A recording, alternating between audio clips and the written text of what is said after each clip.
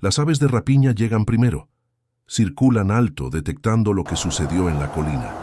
Y nadie retira los cuerpos de allí. ¿Por qué? Porque esa es exactamente la intención de Roma. La pregunta que nadie hace es, ¿cuántos días quedaba expuesto un cuerpo antes de ser arrojado a una fosa común? La respuesta va a cambiar todo lo que piensas sobre la crucifixión. Gólgota, abril del año 33 después de Cristo.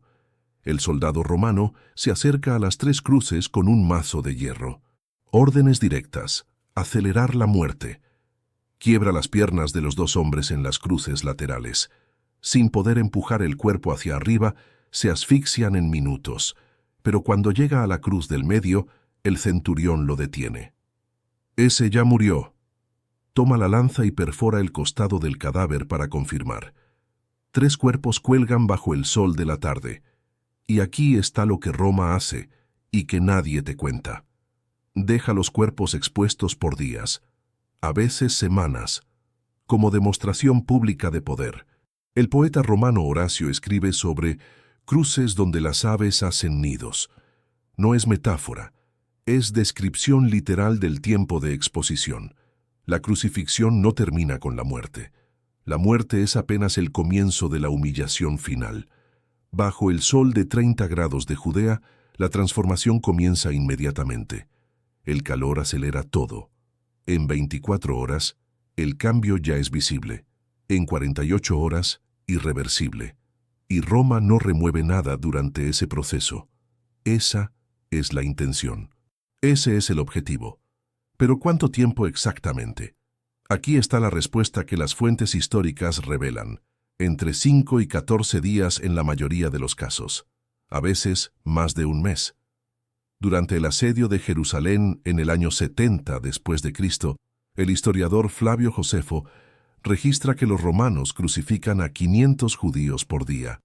Escribe: los soldados, por rabia y odio, clavaban a los prisioneros en diferentes posturas.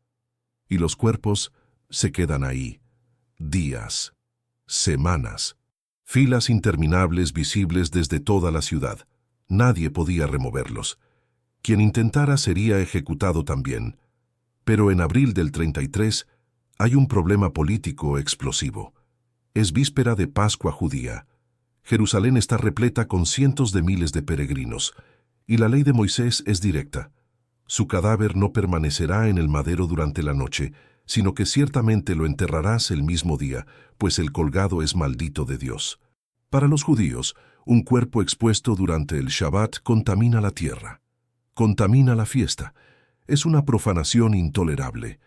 2 horas después de la crucifixión, José de Arimatea, miembro rico del Sanedrín, sube hasta el pretorio. Pide el cuerpo a Poncio Pilato. Pilato se sorprende. ¿Ya murió?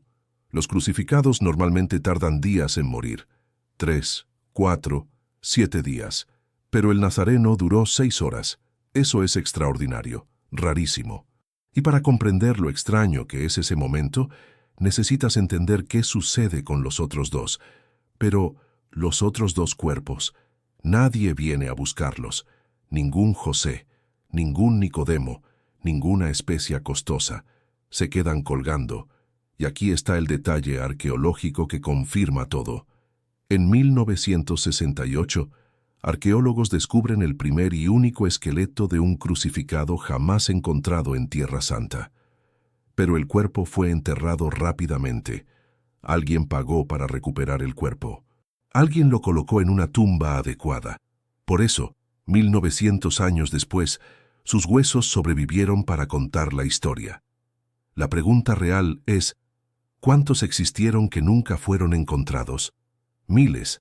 Tal vez decenas de miles en toda Judea durante el siglo I. La ausencia de esqueletos de crucificados no significa que las crucifixiones eran raras. Josefo registra miles. Tácito describe ejecuciones en masa por todo el imperio. La ausencia prueba exactamente lo opuesto. Los cuerpos eran sistemáticamente destruidos por la exposición prolongada. Después eran arrojados a fosas comunes llamadas puticuli, zanjas abiertas fuera de las ciudades donde depositaban criminales, esclavos, indigentes. sin marcación, sin nombre, sin tumba. En 2000, arqueólogos excavaron una de esas fosas cerca de Jerusalén. Encontraron más de 1.200 esqueletos mezclados del siglo I.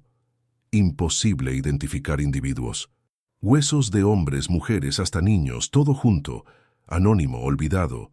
Era exactamente la intención de Roma. No solo matar, sino borrar. Negar no solo la vida, sino hasta la dignidad póstuma de una tumba. Transformar personas en ejemplos sin nombre que desaparecerían completamente de la memoria humana. Cicerón llama a la crucifixión el más cruel y repugnante de los castigos, pero también especifica el castigo más apropiado para esclavos, porque la crucifixión no es sobre muerte, es sobre negar humanidad, es sobre transformar personas en advertencias públicas que quedan visibles por tiempo suficiente para aterrorizar generaciones. Y funciona. Durante siglos, funciona perfectamente. Pero esto es solo el inicio, porque lo que voy a mostrarte ahora va más allá de lo que puedes imaginar sobre cómo era el proceso de crucifixión. Hay registros fiscales del Imperio Romano, documentos administrativos fríos, técnicos, que listan costos de crucifixión. ¿Cuánto cuesta el madero? ¿Cuánto cuestan los clavos? ¿Cuánto cuesta la mano de obra de los soldados? ¿Hasta cuánto cuesta el transporte de los cuerpos a las fosas comunes? Roma transformó la ejecución en planilla, pero aquí está el detalle que nadie conecta. Cuanto más tiempo quedan expuestos los cuerpos, menos gasta Roma. ¿Por qué?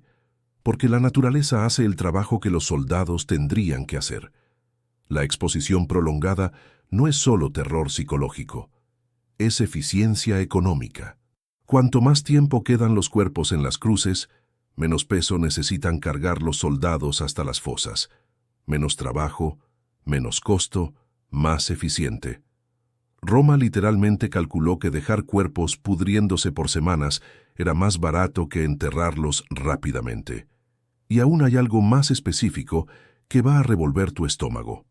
Las familias de los dos crucificados en Gólgota están ahí, día tras día, y no están solas. Otras familias también vigilan otras cruces alrededor de Jerusalén, porque en abril del 33 después de Cristo no son solo 3 crucifixiones. Probablemente hay decenas de ellas sucediendo simultáneamente en diferentes lugares. Pilato gobierna Judea con puño de hierro. Cualquier sospecha de rebelión resulta en crucifixión inmediata. Y durante la Pascua, con la ciudad explotando de peregrinos, las tensiones están al máximo. Más arrestos, más ejecuciones, más cruces. Entonces imagina, decenas de familias judías, dispersas por diferentes colinas alrededor de Jerusalén, todas haciendo la misma vigilia imposible, todas atrapadas entre obligación religiosa e impotencia total. Una madre en Gólgota ve a los soldados jugando a los dados, apostando las ropas de los muertos que guardaron como trofeo. Ve eso y percibe. Para Roma, su hijo no es una persona, es apenas un ítem más procesado, un número más en la planilla, una advertencia más colgada.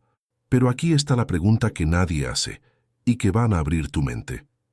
¿Qué sucedía cuando un soldado romano desobedecía las órdenes y permitía que una familia removiera un cuerpo?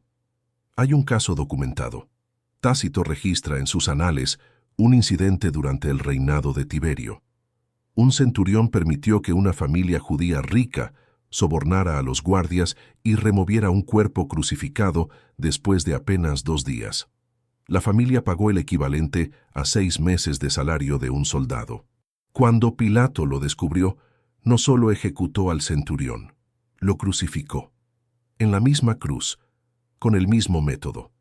Para que todos los soldados entendieran, las órdenes no son negociables, ni por dinero, ni por compasión, ni por nada. Eso cierra el círculo. Los soldados en Gólgota no están siendo crueles por placer. Están aterrorizados. Saben exactamente qué sucede si desobedecen. Pueden terminar en las mismas cruces que vigilan. Y aún hay algo que va a conectar todo de forma perturbadora. ¿Recuerdas que solo un esqueleto de crucificado fue encontrado en toda Tierra Santa? Pero aquí está el detalle que los arqueólogos descubrieron y que cambia todo. El clavo en sus talones estaba doblado. No fue intencional. El clavo golpeó un nudo en la madera y se dobló al ser martillado. Por eso no pudieron removerlo. Tuvieron que cortar los pies y llevar el clavo junto al entierro. Pero si el clavo no se hubiera doblado, si hubieran logrado removerlo normalmente, probablemente habría sido enterrado sin los clavos, y los arqueólogos nunca habrían identificado que fue crucificado. Sería apenas un esqueleto anónimo más del siglo I. Eso significa que puede haber decenas, tal vez cientos de crucificados enterrados en tumbas alrededor de Jerusalén que los arqueólogos nunca identificaron como crucificados, porque no hay clavos, porque las familias lograron sobornar a los guardias, porque alguien pagó lo suficientemente caro, pero la vasta mayoría, aquellos cuyas familias no tenían dinero para sobornar, terminaron en las fosas, y aquí está el hecho que te va a impactar. Las puticuli no eran solo para crucificados. Roma arrojaba todo ahí, criminales ejecutados de cualquier forma, esclavos muertos, indigentes, víctimas de enfermedades, animales muertos, basura orgánica, todo mezclado. La fosa descubierta en 2000 tenía más de 1.200 esqueletos, pero también tenía huesos de animales, fragmentos de cerámica, basura doméstica. Las familias no solo estaban perdiendo la posibilidad de una tumba digna, estaban viendo a sus seres queridos siendo arrojados literalmente a la basura. Roma no solo mataba, Roma descartaba. Y aquí está la verdad brutal que nadie quiere admitir. Incluso en la muerte, incluso en la crucifixión, la ejecución teóricamente igualitaria, el castigo democrático para criminales, aún había clases, aún había ricos y pobres. Aún había quienes conseguían dignidad y quienes eran descartados como basura. Los tres murieron de la misma manera, en las mismas cruces, el mismo día. Pero solo uno tuvo tumba, solo uno tuvo lino, solo uno tuvo especias, solo uno tuvo nombre preservado en la historia. ¿Los otros dos? Ni siquiera sabemos sus nombres. Las escrituras los llaman apenas dos malhechores, anónimos en vida, anónimos en la muerte, anónimos para siempre. Y eso no es accidente. Es el diseño perfecto del sistema romano. Hasta en la muerte, hasta en la humillación máxima, Roma mantiene la jerarquía. Roma mantiene el control. Roma recuerda a todos. Si tienes dinero y conexiones, puedes tener algo de dignidad. Si no tienes, eres basura. Pero hay algo sucediendo con aquel cuerpo en la tumba sellada que va a voltear el sistema romano entero de cabeza. Algo que los soldados no esperaban, algo que Pilato no calculó, algo que va a transformar el símbolo máximo de humillación romana, la cruz, en el símbolo central de una fe que eventualmente conquistará el propio imperio que la inventó. Roma mantenía lugares fijos de ejecución alrededor de Jerusalén, con el stipes, el poste vertical, permanentemente instalado en el suelo, como postes de calle, como marcos urbanos. El condenado cargaba apenas el patibulum, la viga horizontal, hasta el lugar. Allí lo levantaban y fijaban en la viga vertical que ya estaba ahí. Infraestructura de terror. Y aún hay algo sobre la escala que nadie conecta. Durante el asedio de Jerusalén en el año 70, apenas 37 años después de Gólgota, Josefo registra algo sorprendente. Los soldados crucificaban a los prisioneros en diferentes posturas, por odio y rabia, cuando su número se volvió tan grande que faltaba espacio para las cruces y cruces para los cuerpos. Lee de nuevo esa última parte. Faltaba espacio para las cruces y cruces para los cuerpos. Había tantos crucificados que Roma se quedó sin madera, se quedó sin espacio físico. Necesitaron buscar leña a kilómetros de distancia. Necesitaron improvisar nuevos lugares de ejecución. 500 por día, según Josefo. 500 judíos crucificados diariamente durante el asedio. ¿Y qué sucedía con todos esos cuerpos? Aquí es donde la matemática se vuelve pesadilla. 500 cuerpos por día. Si cada uno quedara expuesto por apenas una semana, eso significa 3.500 cuerpos en descomposición simultánea alrededor de la ciudad. Si quedaran 2 semanas, 7.000. Si quedaran un mes, 15.000. Josefo escribe que el olor de Jerusalén durante el asedio era insoportable. No es exageración poética, es descripción literal de una ciudad cercada por miles de cadáveres pudriéndose. Pero aquí está el gancho que nadie hace. ¿Hacia dónde fueron todos esos cuerpos? Las fosas comunes, las putículi, no podrían absorber esa cantidad. No había espacio físico suficiente. Entonces Roma usó otro método documentado por Josefo, el Valle de Hinnom, el Gehenna en griego. Gehenna en latín. Ese valle al sur de Jerusalén era el depósito permanente de basura de la ciudad. La basura orgánica ardía constantemente ahí. El fuego nunca se apagaba, porque siempre había nueva basura siendo arrojada. Y durante el asedio, los estudiosos sugieren que Roma usó ese valle para descarte rápido. Jesús había mencionado ese valle años antes. Gina, donde el gusano no muere y el fuego nunca se apaga. Marcos 9. Sus oyentes sabían exactamente de qué estaba hablando. Un valle literal, con fuego literal, que olía literal. Y ahora entiendes el peso de la metáfora, pero hay algo sobre los destinos de los cuerpos que va a cerrar todos los círculos. 3 posibilidades documentadas. Primera, si la familia tenía dinero y conexiones, podían sobornar a los guardias y recuperar el cuerpo rápidamente. Entierro digno, como el Nazareno. Rarísimo. Segunda, exposición prolongada de 1 a 2 semanas, seguida de fosa común. Borrado lento pero completo, como la mayoría. Tercera, durante periodos de ejecuciones en masa, es posible que Roma hiciera remoción acelerada y descarte masivo, quema en el Gina o fosas colectivas gigantes. 3 destinos, todos llevando al mismo resultado: desaparición de la historia.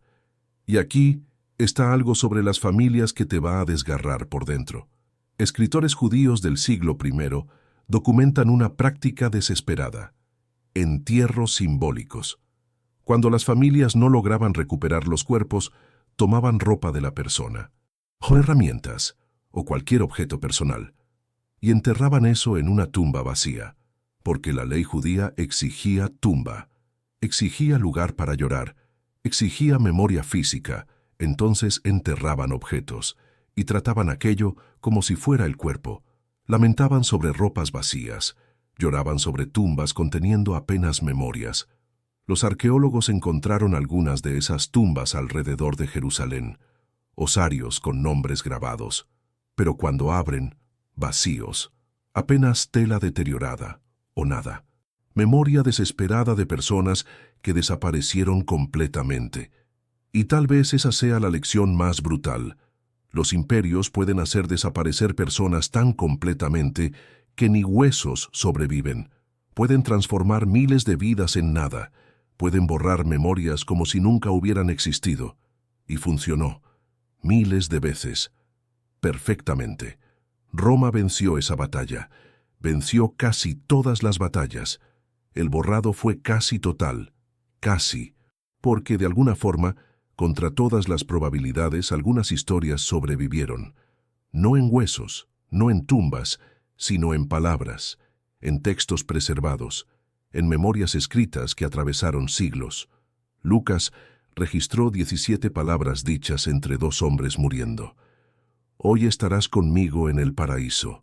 Lucas 23. 17 palabras que sobrevivieron cuando los huesos se disolvieron. No sabemos su nombre. No sabemos dónde terminaron sus restos, pero aquellas 17 palabras permanecieron. Roma controlaba los cuerpos, controlaba el tiempo de exposición, controlaba dónde eran descartados, controlaba todo lo físico, pero no controlaba completamente las palabras, las memorias, las historias contadas y recontadas hasta ser escritas. Y al final, fueron esas palabras, no los huesos, no las tumbas, no las evidencias físicas, las que atravesaron 2 milenios. Si te gusta sumergirte en estos aspectos menos conocidos del siglo I, suscríbete al canal para no perderte los próximos episodios. Quiero saber qué más llamó tu atención hoy y qué historia te gustaría ver aquí. Tus comentarios realmente guían el canal. Si llegaste hasta aquí, comenta: Caminé hasta el final. Aprovecha y mira el video que está en la pantalla. Se conecta directo con este tema.